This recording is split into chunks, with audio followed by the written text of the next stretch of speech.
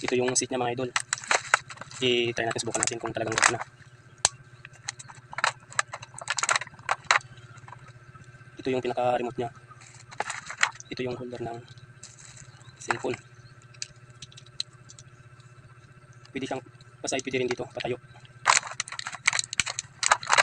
Meron din siyang kasamang pinaka-mic mga idol.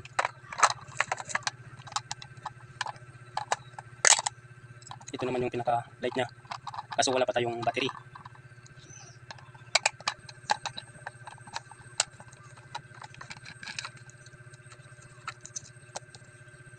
Bali, ganito yung pinaka-setup niya mga idol. Ito mga idol, bago natin mapagana, i-connect muna natin ito sa Bluetooth.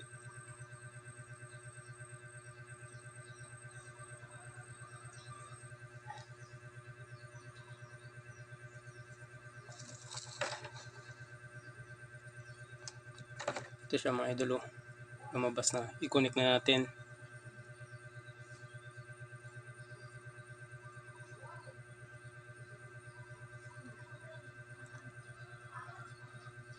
Ayun, connected na siya mga idol.